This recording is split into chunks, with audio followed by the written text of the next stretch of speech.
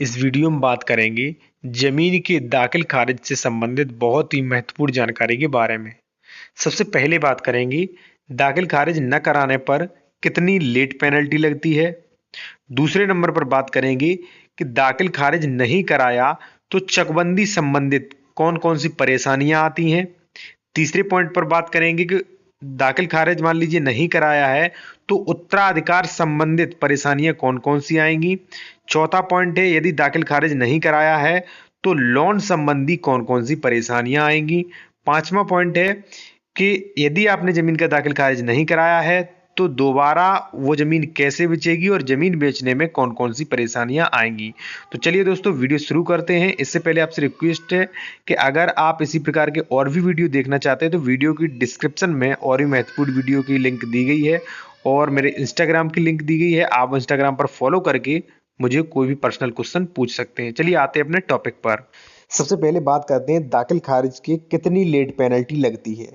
देखिए, दाखिल खारिज न कराने पर जैसे मान लीजिए आपका 1 वर्ष से अधिक हो जाता है तो दाखिल खारिज की जो लेट पेनल्टी जो होती है वो लगभग अधिकतम 500 रुपये प्रति वर्ष के हिसाब से लेट पेनल्टी लगती है। मैंने अधिकतम बताया, हो सकता है इससे थोड़ा बहुत ऊपर नीचे हो जाए। और अगर मान लीजिए आपका 10 साल से मान लीजिए दाखिल खारिज नहीं हुआ है तो वहाँ पर आपकी लेट पेनल्टी जो है लगभग 5,000 रुपये वहाँ पे लगेगी।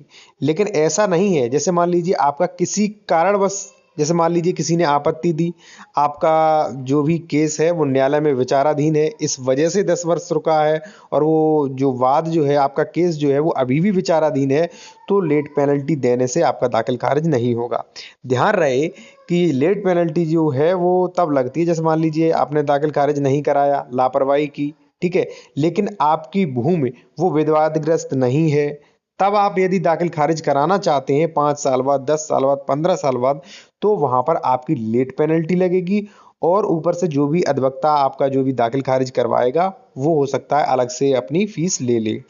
देखिए अब भले ही आप अपना दाखिल खारिज जो है वो कितना भी लेट करवाएं लेकिन जो प्रक्रियाएं हैं वो सभी लागू होंगी।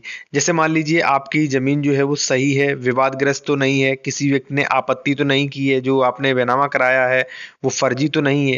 ये सारी चीजें देखने के बाद आप जब लास्ट में यानी कि बहुत दिनों बाद भी कराएंगे तब भी ये सारी चीजें देखी जाएंगी। आपका जो भी रजिस्ट्री है वो बिल्कुल सही होगी, तभी आपका दाखिल खारिज होगा।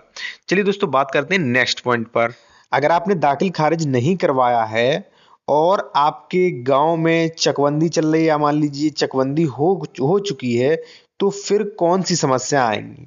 देखिए, सपोज दैट जैसे मान लीजिए आपने 2010 में कोई जमीन खरीदी और उसका दाखिल खारिज नहीं करवाया, ठीक है। सपोज दैट आपने 2010 में जो विकृत रकबा जो था वो खाता संख्या, जैसे मान लीजिए खाता संख्या 200 से गाटा संख्या जो भी है आपका, मान लीजिए गाटा संख्या 116 है या मान लीजिए कोई और है, ठीक है, तो वहां मान लीजिए आपने उस नंबर की जमीन खरीदी 2010 में और आपने वहां पर दाखिल खारिज नहीं कराया। तो अगर मान लीजिए आपके यहाँ चकबंदी हो गई, उस जमीन की अगर चकबंदी हो गई, तो वहां पर आपको बहुत बड़ी समस्याएं आएंगी। क्या समस्या आएंगी, पता नहीं भाई, उन गाटे संख्या से और जो भी आपकी जमीन थी वहां पर किसकी जमीन पटक दी जाए और आपकी जमीन पता नहीं कहाँ चली जाए, और जब आप उसका दाखिल खारिज करवाएंगे तो वहां पर आपको बहुत ज्यादा समस्याएं आएंगी। जैसे मान लीजिए आपने पहले जमीन खरीद ली और फिर बाद में वो चकबंदी हो गई आपके गांव में और फिर आप दाखिल खारिज करवाने पहुंच रहे हैं, तो आपको वहां पर बहुत बड़ी समस्याएं आएंगी। लेकिन समस्याएं तो आएंगी लेकिन हो जाएगा, आपका दाखिल खारिज जो है वो बाद में हो जाएगा। लेकिन कोशिश करें कि आप जो भी जमीन खरीद रहे हैं दाखिल खारिज अनिवार्य रूप से करवाएं। चलिए अब बात करते हैं नेक्स्ट पॉइंट पर कि अगली समस्याएं कौन सी आती हैं। अगली समस्याएं आती हैं, वो आती हैं उत्तराधिकार से संबंधित परेशानियां। देखिए, यहाँ पर सपोज दैट ए व्यक्ति ने बी व्यक्ति से जमीन खरीदी, ठीक है। अब ए व्यक्ति ने भाई वो उसकी जमीन की रजिस्ट्री करा ली लेकिन दाखिल खारिज नहीं करवाया।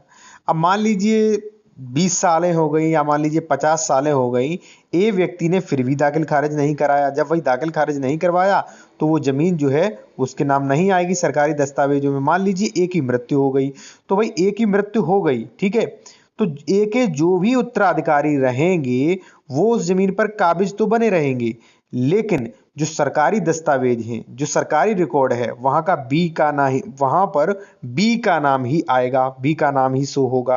ठीक है, तो ए के उत्तराधिकारियों के नाम वो जमीन जो है वो सरकारी रिकॉर्ड में नहीं चढ़ेगी, क्योंकि ए के नाम जब नहीं चढ़ी थी तो ए के उत्तराधिकारी जो हैं उनके नाम भी वो जमीन नहीं आएगी। ठीक है, तो जो ए के उत्तराधिकारी हैं उन्हें वो जमीन दाखिल खारिज करवानी पड़ेगी, अगर नहीं करवाई तो वो जमीन उनके नाम नहीं आएगी। लेकिन यहाँ पर एक और जो परेशानी है वो ये है कि वो संपत्ति भाई बी के नाम बनी रहेगी, और 50 साल बाद जैसे मान लीजिए बी की मृत्यु हो गई तो वो बी के उत्तराधिकारियों को संपत्ति जो है वो चली जाएगी, फिर आपको यहाँ पर बहुत ही परेशानियां आएंगी। चलिए बात करते हैं नेक्स्ट पॉइंट पर। अब बात करेंगे आपने दाखिल खारिज नहीं करवाया तो जमीन से कब्जे से जुड़ी कौन सी परेशानियां आएंगी। तो देखिए, जैसे मैंने अभी उदाहरण दिया कि भाई ए ने बी से संपत्ति खरीदी थी। ठीक है, तो ए ने यहाँ पर दाखिल खारिज नहीं करवाई, तो हो सकता है कुछ समय बाद बी जो है वो किसी दूसरे व्यक्ति को बेच दे और वो व्यक्ति दाखिल खारिज करवा ले। या मान लीजिए 50 साल बाद जब बी एक्सपायर हो गया तो बी के उत्तराधिकारियों को संपत्ति आ गई और उसके उत्तराधिकारी जो बी के बच्चे थे उनने किसी को संपत्ति बेच दी और उसने दाखिल खारिज करवा ली। तो हो सकता है कि वो अगर पावरफुल व्यक्ति है तो आपके कब्जे में दखल दे और आपको वहां से निकाल भी दे। तो ऐसी समस्याएं भी आपको वहां पर आएंगी। अब बात करते हैं लोन से संबंधित क्या क्या परेशानियां हैं। देखिए, लोन से संबंधित बहुत बड़े परेशानियां हैं। यहां पर मैं फिर वही उदाहरण देता हूं कि अगर मान लीजिए बी से संपत्ति खरीदी है ए ने, तो यहां पर प्रॉब्लम ये खड़ी हो रही है कि बी अगर चाहे तो वो फ्रॉड करके उस जमीन पर दोबारा लोन निकाल सकता है। जब बी उसने उस संपत्ति पर लोन निकाल ली तो वही ए जब दाखिल खारिज करवाना चाहेगा तो वही ए उस संपत्ति का दाखिल खारिज नहीं करवा सकता। ए को जो बी ने लोन निकाली है वो भरनी पड़ेगी, चाहे बी भरे चाहे ए भरे। जो बैंक से लोन ले ली है उस जमीन पर वो लोन भरनी पड़ेगी, तभी ए व्यक्ति के नाम वो संपत्ति दाखिल खारिज होगी। ठीक है, सबसे बड़ी समस्या। दूसरी समस्या ये भी कि ए अगर चाहे तो ए उस संपत्ति पर जो भी है लोन नहीं निकाल सकता। ए चाहकर भी उस संपत्ति पर लोन नहीं निकाल सकता, जबकि वो अपने नाम संपत्ति दाखिल खारिज नहीं करवा लेता है। चलिए बात करते हैं सबसे लास्ट पॉइंट पर कि दोबारा संपत्ति बेचने में क्या परेशानियां आएंगी और दाखिल खारिज नहीं करवाई तो क्या दोबारा संपत्ति बेची जा सकती है। देखिए, आपने कोई जमीन खरीदी और यदि उसका दाखिल खारिज नहीं करवाया है, रजिस्ट्री करवाई है, तो आप वो जमीन जो है उसकी आप अन्य किसी व्यक्ति को रजिस्ट्री करवा सकते, वो जमीन बेच सकते हैं। ठीक है, और वो व्यक्ति आपसे जो आपने रजिस्ट्री करवाई थी बेनामा था वो डॉक्यूमेंट्स अपने पास रख लेगा। लेकिन ऐसे कम ही लोग आपको मिलेंगे जो आपकी वो संपत्ति जो आपने दाखिल खारिज नहीं करवा पाई है, नहीं कराई है, वो खरीदना चाहें। ऐसे बहुत ही कम लोग मिलेंगे। और मान लीजिए वो खरीद भी रहे हैं तो आपसे हो सकता है भाई कम पैसों में खरीदें। मान लीजिए कोई विवाद नहीं है तो वहां पर कोई प्रॉब्लम नहीं आएगी, आपकी संपत्ति जो है वो आराम से सेल हो जाएगी। दोस्तों, अगर आपको वीडियो अच्छा लगा हो तो वीडियो को लाइक करें और चैनल को सब्सक्राइब